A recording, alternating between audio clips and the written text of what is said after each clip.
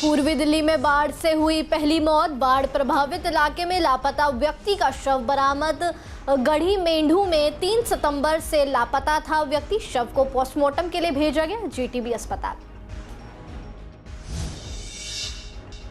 पूर्व सीएम केजरीवाल ने शास्त्री पार्क के बाढ़ पीड़ित शिविर का किया दौरा। नेता ने कहा, शिविरों में लोगों को नहीं दी जा रही सुविधा। लोगों ने भी शौचालय जैसी जरूरी सुविधा न मिलने का लगाया आरोप। बारिश और जलभराव से बढ़ा बीमारियों का खतरा। मरीजों की संख्या में हो रहा लगातार इजाफा। डॉक्टरों की सलाह, खुद को ढके, साफ खाना पीना लें और बुखार, उल्टी या दस्त हो तो तुरंत डॉक्टर से मिलें। दयालपुर में 18 साल की युवती पर चाकू से हमला। पुलिस ने चंद घंटों में आरोपी को किया गिरफ्तार। वारदात में इस्तेमाल चाकू भी बरामद।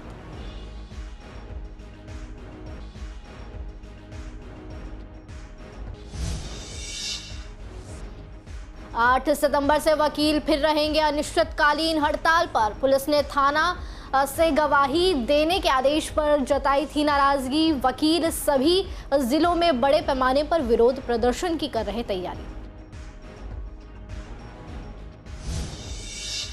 नमस्कार, स्वागत है आपका सीसीएन डिजिटल में। मैं हूं आपके साथ ऋषिका गुप्ता। नजर डालते हैं पूर्वी दिल्ली की बड़ी खबरों की तरफ।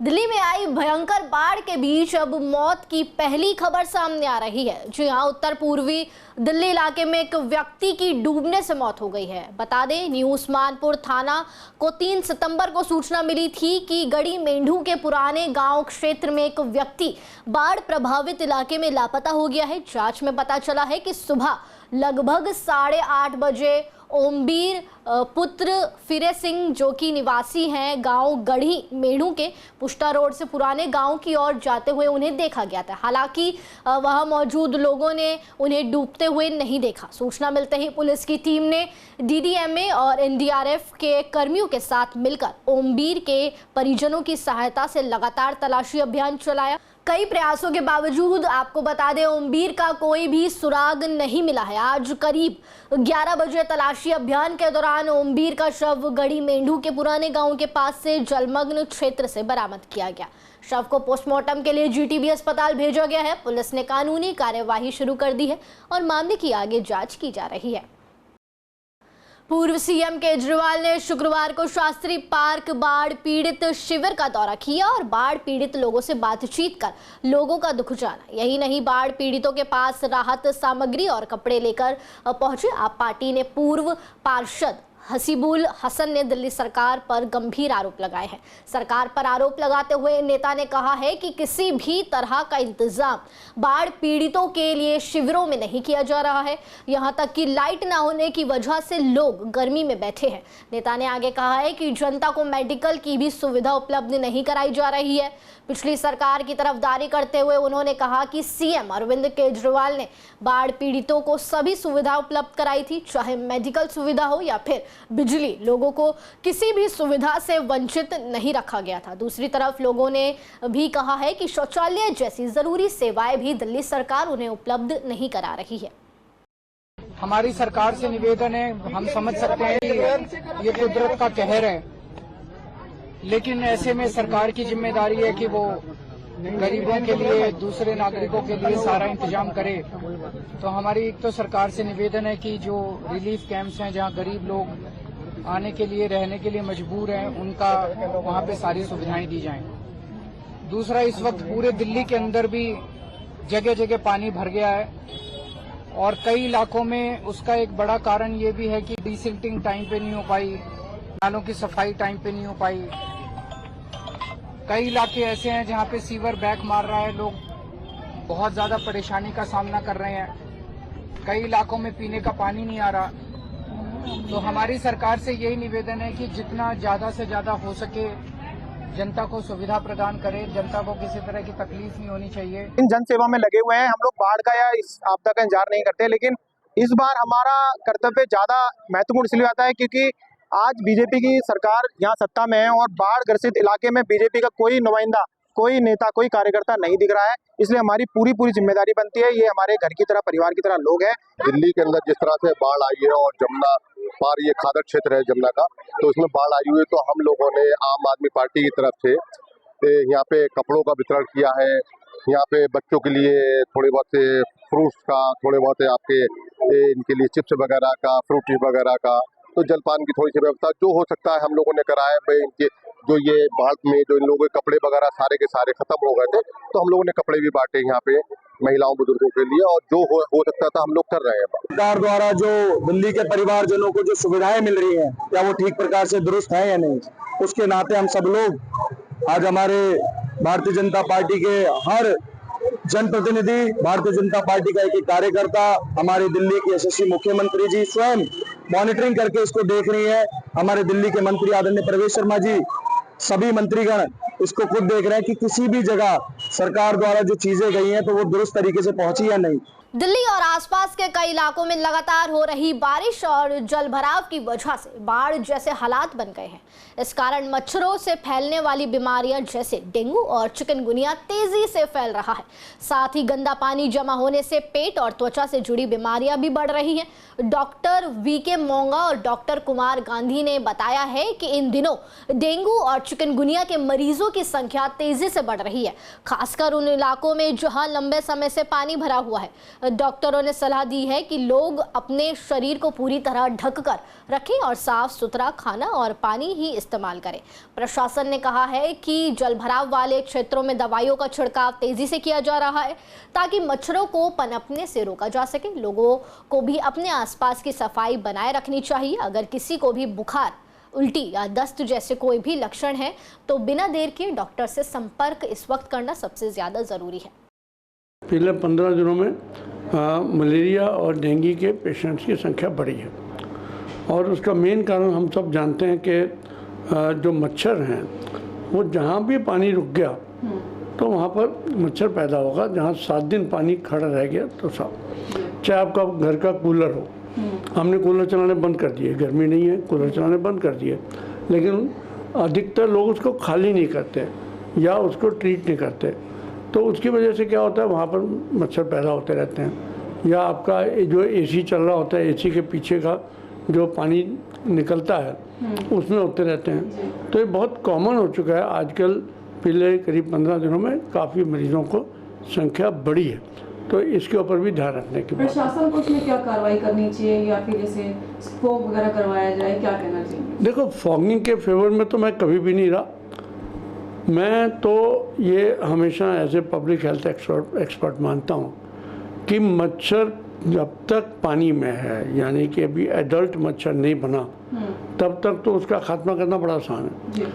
एक बार उसके पंख लग गए, वो उड़ गया तो बड़ा मुश्किल है। देखिए, ऐसा है कि अब डेंगू और मलेरिया, ये दो चीज़ें हमें, मलेरिया तो खैर बहुत सालों से है, डेंगू भी अब हम मान के चलते कि 1 दशक हो गया इस चीज़ को कि हम डेंगू से हर एक बंदा पीड़ित हो चुका है, हर एक परिवार पीड़ित हो चुका है। तो वो कहीं ना कहीं जानता है कि इसके लिए सावधानियां क्या रखनी है, और अगर हो जाता है कब जाके अस्पताल में भर्ती होना है, कितने दिन भर्ती रहना है, ये सबको अब मेरे ख्याल से कहीं ना कहीं अपने आप में एक ओरिएंटेशन है इस चीज़ की।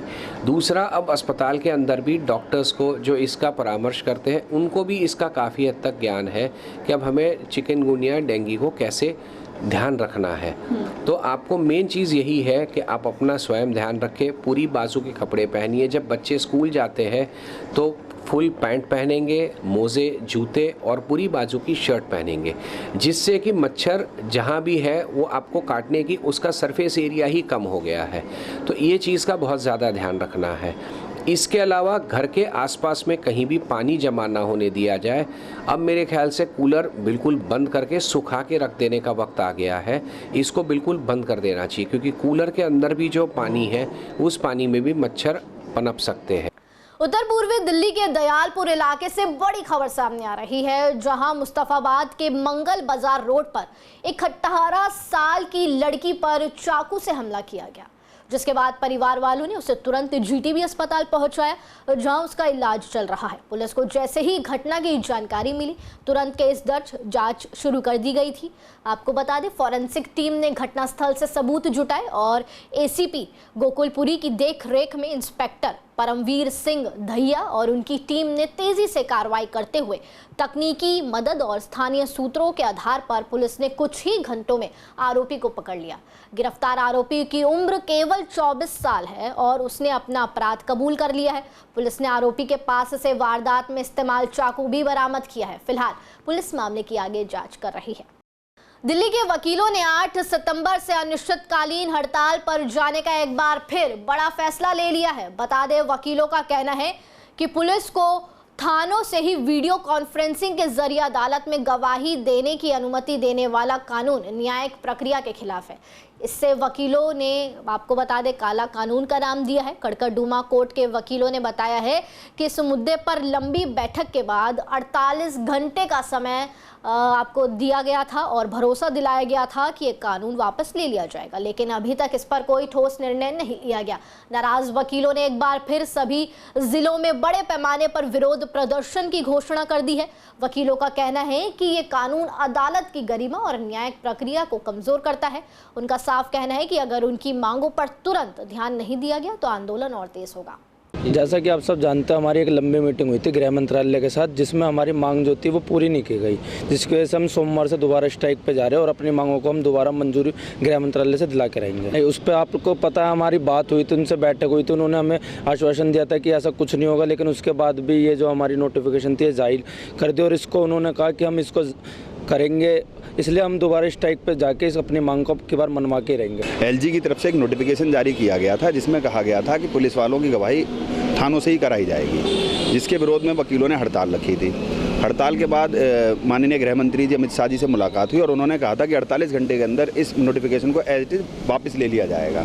परंतु जो अभी कल जो दिल्ली पुलिस कमिश्नर ने नोटिफिकेशन भेजा है, जो नोटिस भेजा है, उसमें लिखा गया है कि पुलिस वालों की जो फॉर्मल विटनेस हैं वो तो थाने से एग्जामिन करे जाएंगे और जो बकाया विटनेसेज है उनको कोर्ट की परमिशन से कोर्ट में बुलाया जा सकता है।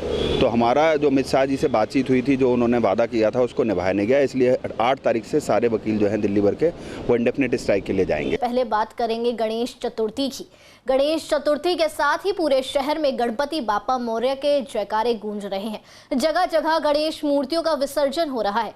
सीबीडी ग्राउंड के केशव पार्क में 3 आर्टिफिशियल तालाब बनाए गए हैं जहां मूर्तियों का विसर्जन किया जा रहा है। श्रद्धालुओं ने बताया है कि उन्होंने अपनी अपनी श्रद्धा और परंपरा के अनुसार गणेश जी को 9 दिनों तक घर पर स्थापित किया और आज खुशी और भावुकता के साथ उनका विसर्जन किया जा रहा है, इस उम्मीद के साथ कि वो अगले साल फिर आएंगे। हालांकि लोगों ने ये भी शिकायत की है कि पार्क में साफ सफाई और व्यवस्था ठीक नहीं है, तालाबों में गंदा पानी जमा है और वहां कोई विशेष सफाई नहीं की जा रही है। श्रद्धालु मजबूरी में गंदे पानी में ही मूर्ति विसर्जन करने को मजबूर है। कल यानी शनिवार को गणेश उत्सव का आखिरी दिन है और सबसे ज्यादा विसर्जन कल होने की संभावना है। श्रद्धालुओं ने ऐसे में प्रशासन से साफ सफाई और बेहतर इंतजाम की मांग की है। से आपने गणपति रखे थे घर में? 9 दिन से।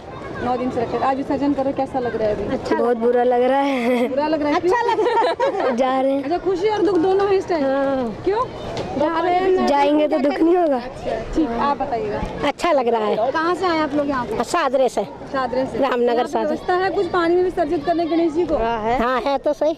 क्या व्यवस्था है यहाँ पे? साफ है, पानी वगैरह साफ है? साफ तो नहीं है। 15 से आए हैं, 9 दिन से रख रखे हैं। कैसा माहौल था घर में इस तरीके से पूजा वगैरह? पूजा बहुत अच्छा था, सब लोग मिल बैठ के पूजा कर रहे थे, बहुत अच्छी पॉजिटिविटी थी घर में। तो घर में रखे थे या फिर आपने कोई पंडाल वगैरह? घर में ही रख रखे थे, फर्स्ट टाइम था ना हमारा, इसलिए। तो विसर्जन करने आए हो यहाँ पे? हाँ जी। ये 9 दिन हो गए। 9 दिन हो गए। कैसा लगता है? दुख हमारे बेटे को बहुत देखो, दुख तो होते ही जाते हैं, लेकिन ये खुशी बात की हर साल पे आते हैं, वो भी अच्छी बात है। व्यवस्था कैसी लगती है यहाँ पे? यहाँ की व्यवस्था कोई ठीक ठाक नहीं है। क्यों वजह? जिस हिसाब से होनी चाहिए, पानी का जो गंदा पानी है वो बहुत ज्यादा अच्छा खराब है। साफ होने चाहिए, पानी साफ होना चाहिए। कोई व्यवस्था, कानूनी व्यवस्था वैसे भी नहीं है। कोई यहाँ पे सिविल डिफेंस पुलिसकर्मी कोई मौजूद रहता है या नहीं रहता? जी कोई भी अभी तो फिलहाल तो कोई नहीं है, 1-2 है हमारे, वो बस खड़े रहते हैं। पूर्वी जिला के शकरपुर थाना पुलिस ने 2 शातिर लुटेरों को गिरफ्तार कर एक बड़ी लूट की साजिश को सुलझाया है। आरोपी, आपको बता दें, क्रिप्टो करेंसी लेन देन की आड़ में लोगों को फंसाते थे। पुलिस ने 3 लाख नगद और एक कार बरामद की है। इंस्पेक्टर विजेंद्र नागर और हेड कांस्टेबल अरुण गश्त पर थे जब उन्होंने ITO ब्रिज के पास एक कार के आसपास हंगामा देखा। पूछताछ में सामने आया कि अमित कुमार और उसके 2 दोस्तों से चाकू की नोक पर नकदी लूट की गई थी। आरोपी इम्तियाज अली और रंजित कुमार ने खुद को साइबर क्राइम अधिकारी बताकर डराया था और 20 लाख रुपए की मांग की थी। आरोपियों को मौके पर ही गिरफ्तार कर लिया गया, जबकि एक आरोपी फरार है। पूछताछ में इम्तियाज की निशानदेही पर 3 लाख रुपए की कार से बरामद किए गए थे। दोनों आरोपी पढ़े लिखे हैं और ठगी के जरिए जल्दी पैसा कमाना चाहते थे। मामला शकरपुर थाने में दर्ज है और आगे की जांच जारी है। पंजाब में इस समय भीषण बाढ़ की चपेट देखी जा रही है, जहां कई जिलों में पानी भर जाने के कारण हजारों लोग राहत शिविरों में शरण के लिए मजबूर हैं। इसी बीच पूर्वी दिल्ली से कांग्रेस के पूर्व नेता गुरचरण सिंह राजू ने बाढ़ पीड़ितों की मदद के लिए सराहनीय कदम उठाया है। उन्होंने बताया है कि वो अपनी टीम के साथ जल्द ही पंजाब के बाढ़ प्रभावित इलाकों में जाएंगे और वहां जरूरतमंद लोगों के लिए खाने पीने की सामग्री और बाकी जरूरत सामान पहुंचाएंगे। राजू ने कहा है कि ये समस्या मुश्किल में फंसे लोगों के साथ खड़े होने का है और दिल्ली में भी हर संभव मदद पंजाब भेजी जाएगी। उन्होंने ये भी कहा है कि जो पंजाब में बाढ़ पीड़ितों की मदद करना चाहते हैं वो हमसे संपर्क कर सकते हैं। जो पंजाब के अंदर जो दुविधा आई है, दिक्कत आई है, उस सबको हम मिलकर फेस करें, क्योंकि वो सब हमारे लोग हैं, अपने अपने भाई हैं, लोग हैं। उसमें हम सब ने मिलजुल कर मदद करने का प्रयास करना है। मैंने भी एक गांव गोद लिया है और मैं समझता हूं कि एक गांव अकेले से कुछ नहीं होगा। आपकी सेवा की भी जरूरत है, तन से, मन से, धन से। जो आदमी जितनी सेवा करना चाहे वो हम सब मिलकर कर सकते हैं। हमारे साथ आप चलिए, 8 तारीख को ट्रक यहाँ से जा रहा है, जिसके अंदर हम बहुत सारी रसद जिसमें लेके जाएंगे, जिसमें वहां पर जरूरतमंद लोग हैं उन तक वहां पहुंचाएं। और मैं समझता हूँ वहां पर आप जो जरूरत है वो है तिरपालों की, जिससे कि लोग बर्फबारी से या उस चीजों से बच सकें। जिनके मकान उजड़ गए हैं वो तिरपाल का सहारा लेके उस तिरपाल के नीचे अपना आश्रय बनाकर कम से कम वहां बैठ सकें। मैंने हमेशा बढ़ चढ़कर आप सबका साथ दिया है, सबके लोगों के लिए। जहां भी कोई दिक्कत आई है, पंजाब के लोग और पंजाबियत ने हमेशा बढ़कर आगे हिस्सा ली है, तो मैं आप सबका बहुत बहुत आभार व्यक्त करता हूँ। शाहदरा जिले में 2 पहिया वाहनों की लगातार हो रही चोरी को देखते हुए ATS की टीम को निगरानी और जांच के निर्देश दिए गए हैं। टीम ने गुप्त सूचना के आधार पर फर्श बाजार इलाके में छापा मारकर शहजाद नामक एक वाहन चोर को गिरफ्तार किया, जो चोरी की बाइक चला रहा था। पूछताछ में आपको बता दें, शहजाद ने 2 और बाइक चोरी की बात कबूली, जिन्हें दिलशाद गार्डन इलाके से बरामद किया गया। जांच में इन बाइकों से जुड़े कुल 6 पुराने चोरी के मामले सुलझाए गए, जो गोकुलपुरी, समयपुर बादली, मानसरोवर पार्क और आनंद विहार थानों में दर्ज थे। बता दें, शहजाद ने बताया है कि वो नशे का आदी है और ऑटो रिक्शा चलाता है। अपनी ज़रूरतों को पूरा करने के लिए वो चोरी करने लगा। उसके साथ इरशाद और दानिश पहले से ही जेल में है। वो चोरी की गाड़ियां शमशाद नामक व्यक्ति को बेचता था। मामले में आगे की जांच जारी है। स्वास्थ्य क्षेत्र में बड़े कदम उठाते हुए कई दवाइयों और उपकरणों पर GST घटाने और कई दवाइयों पर से GST पूरी तरह से खत्म करने का ऐलान किया गया है। ऐसे ही जब हमारी संवाददाता ने पूर्वी दिल्ली के कई मेडिकल स्टोर कर्मियों से बात की, तो उन्होंने बताया कि GST में कटौती करना सरकार की एक अच्छी पहल है। उनका कहना है कि कई ज़रूरी दवाइयों के दाम लगातार बढ़ रहे हैं, लेकिन GST में कटौती करने से अब दवाइयाँ कम दामों में उपलब्ध हो सकेंगी। वहीं कई दवाई विक्रेताओं का ये भी कहना है कि दवाइयों को पहले से ही स्टॉक में रखा गया था, जिन्हें अब GST लागू होने के बाद सस्ते में बेचना पड़ेगा, जिससे आगे नुकसान भी झेलना पड़ सकता है। बता दें कि कई मेडिकल उपकरण भी दवाइयों के साथ सस्ते किए जा रहे हैं, जैसे कि थर्मामीटर, सर्जिकल आइटम और कई बड़ी अन्य मेडिकल चीज़ें GST के दायरे से अब बाहर होंगी। आइटमों में रेट बहुत बढ़ रहे हैं मैडम। जैसे बीकासुल का 1 रुपये का, तब 3 रुपये का हो गया है। फ्लैक्सन की गोली 1 रुपये की थी, 2.5-3 रुपये की हो गई है। कॉमी फ्लेम की गोली भी 1 रुपये की थी, 2.5-3 रुपये की हो गई है। और शुगर की जरूरत की जो चीज़ें सब पे रेट बढ़ रहे हैं, जबकि इसके रेट और कम होने चाहिए। क्या रहता है दवाइयों के रेट ज़्यादा? ये तो कंपनी वाले जानेगा, ये तो कंपनी फाइनल करनी है रेट वगैरह। तो GST का उनसे फायदा होगा, इन दवाइयों के रेट गिरेंगे नहीं? ये तो पता लगे ना मैडम, पहले कैसे बता सकते हैं? उम्मीद है गवर्नमेंट के ऊपर है जी। रेट का क्या कहना चाहिए? गवर्नमेंट के ऊपर ही होता है ये रेट। ये बाहर से जो आता है ना वो साल्ट, अगर ये इकट्ठा खरीदेंगे तो सस्ता पड़ेगा। अभी GST किन किन चीज़ों पे कम होने की बात कही जा रही है, क्या सुनने में मिल रहा है? 22 नवंबर को होने ये तो आपको 22 नवंबर के बाद ही पता लगेगा ना। थर्मामीटर हो गया। हाँ जी, हाँ जी, हाँ। हो जाएंगे, सस्ते हो जाएंगे। कौन कौन सी आइटम है ऐसी जो यूज़ होती है डेली यूजेज में, उनका ये होती हैं तो सारी हैं, गैस्ट्रिक ट्रबल की हैं, बुखार की हैं, हार्ट की हैं, ये सारी दवाइयाँ तो रेगुलर चलने वाली होती है ना। सस्ती हो जाएंगी। हाँ, तो ग्लूकोमीटर वगैरह पे जीएसटी कम हुई है और दवाई और सर्जिकल आइटम्स वगैरह कुछ है उन पर कम हुई है। कंज्यूमर को मिलेगा वो तो जो भी है, और वो तो अभी नए जीएसटी कब से लागू होंगे वो तो आइडिया है नहीं। हम लोग कैसे जो हमने माल खरीद रखा है 12% पे, उसका भी डिफरेंस कहाँ से वो करेंगे, अभी हमें क्लैरिटी नहीं है उस चीज़ की। कंज्यूमर को तो होगा ही फ़ायदा, लेकिन एज अ रिटेलर हमें रेट कम हो जाएंगे मैम। किन चीज़ों पे कहा जा रहा है कि रेट सब पे ही कम हो रहे हैं। जैसे दवाई आपकी खाने वाली टैबलेट्स हो गई, इंसुलिन 0% हो जाएगी, और खाने वाली टैबलेट्स 18 वाली 5 में आ जाएंगी, 12 वाली 5 में आ जाएंगी, तो वो 28% वाली 18% में आ जाएंगी। पहले भी कभी आप लोगों ने कहा था मतलब जीएसटी कम होनी चाहिए। हाँ, तो होनी चाहिए। लाइफ सेविंग मेडिसिन है मैम, इस पे जीएसटी का क्या मतलब बनता है, कोई ना, इसलिए बेसिक चीज़ बात है। 22 सितंबर का सुनने में आ रहा है, जो न्यूज़ में आ रहा है बस। फायदा मिलने वाला है, देखो वो तो पता चलेगा कि अब वो डिपेंड करता है, कंपनी अगर अपने रेट नहीं बढ़ाती तो, पीछे से अगर कंपनियों ने रेट बढ़ा दिया तो फिर उसका फ़र्क कितना पड़ जाएगा। जीएसटी का कोई इफेक्ट नहीं पड़ेगा उस पर। अब वो पता चलेगा मैम, अभी कैसे बता दें। तो 22 तारीख के बाद जब इम्प्लीमेंट होगा, क्या फ़र्क आ रहा है क्या नहीं आ रहा, उसके बाद पता चलेगा कितना फ़र्क पड़ता है कितना। जो बेचारे इतने पैसे खर्चते हैं, पर नहीं भी होता दे मजबूरी में, तो ये सब चीज़ें होनी चाहिए ना, ये तो फ़ायदा ही है, कस्टमर को ही फ़ायदा है। क्या सभी दवाइयों पे होने वाला है या फिर कुछ लिमिटेड दवाइयाँ? अब ये तो गवर्नमेंट की चाल है, कैसे करती है उन्होंने, तो गवर्नमेंट ने ऑर्डर कर दिया, अब वो दवाई वाले क्या करते हैं या कंपनियां क्या करती हैं, तो उससे है ना फ़ायदा तो कस्टमर का ही होगा, बिल्कुल होना चाहिए, क्योंकि बेचारा अफोर्ड कर पाता है, नहीं करता, वो जनरल दवाइयाँ खाता है, इससे अच्छा ये दवाई खाएगा कम। पूर्वी दिल्ली में त्योहारों के मद्देनजर डीसीपी ईस्ट अभिषेक धानिया की अध्यक्षता में अमन कमेटी की बैठक हुई। बैठक में सभी आयोजकों ने शांति, अमन और भाईचारा बनाए रखने पर जोर दिया। गणेश विसर्जन केवल सरकार द्वारा तय स्थल पर ही करने का निर्णय लिया गया है और नशेड़ियों को कार्यक्रमों से दूर रखने का आह्वान किया गया है। दुर्गा पूजा, दशहरा, वाल्मीकि शोभा यात्रा के आयोजकों ने भी अपने विचार रखते हुए आपसी सद्भाव बनाए रखने का संकल्प लिया। बैठक में कमेटी के अध्यक्ष डॉक्टर परवेज मियां, सचिव एडवोकेट हरीश गोला सहित कई अलग अलग थानों के प्रतिनिधि मौजूद रहे। इस दौरान सभी ने पुलिस को भरोसा दिलाया कि त्योहारों में भीड़ प्रबंधन और शांति व्यवस्था बनाए रखने को पूरा सहयोग दिया जाएगा। फिलहाल के लिए खबरों के सिलसिले में इतना ही। ताज़ा तमाम बड़ी अपडेट से वाकिफ रहने के लिए जुड़े रहिए CCN डिजिटल के साथ।